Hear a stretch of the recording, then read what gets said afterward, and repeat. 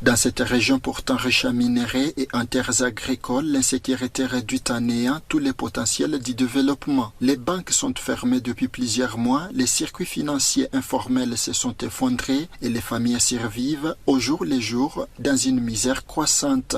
D'abord, il est critique.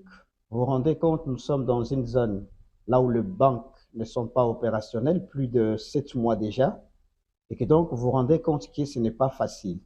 La population ici fonctionnait comment? Il y avait de banques de microcrédit qui travaillaient.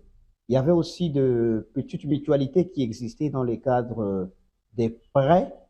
Ça facilitait un peu le mouvement des activités économiques.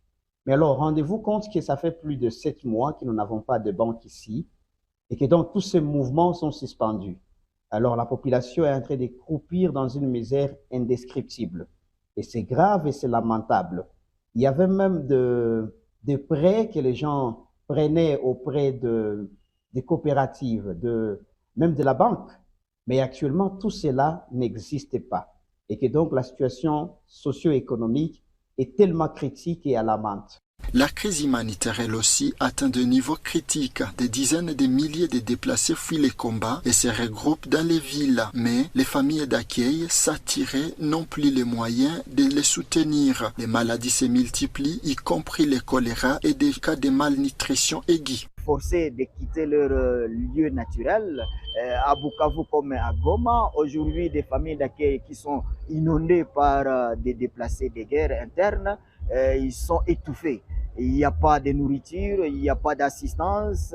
On est en train de développer même des maladies. Il y a résurgence de plusieurs maladies, de plusieurs pandémies. Nous sommes dans la ville de Bukavu, au niveau de Mulambula, où le choléra a repris. Il y a des maladies jusque-là qu'on ne connaît pas l'origine qui est en train de surgir.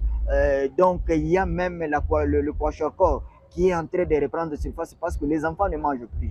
Donc c'est une situation dans la globalité qui est en train de s'effondrer et la population est délaissée à la merci des rebelles, à la merci de cette situation calamiteuse.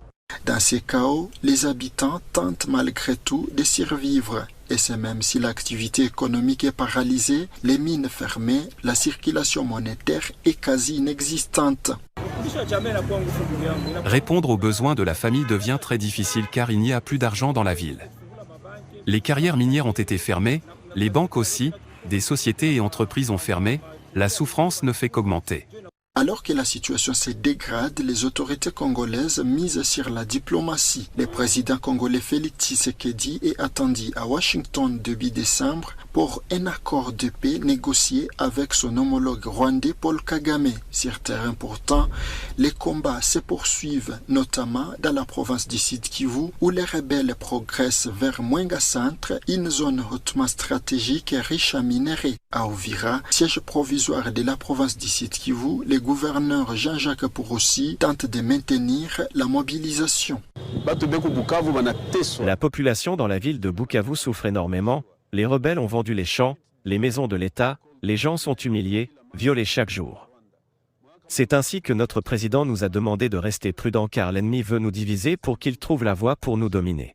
Dans l'est de la RDC, la crise est désormais totale, économique, humanitaire, sécuritaire et politique. Sans une intervention concentrée, rapide et durable, la situation risque d'entraîner une déstabilisation encore plus profonde dans toute la région des Grands Lacs. Daniel Michombero, correspondant de CGTN français à Bukavu.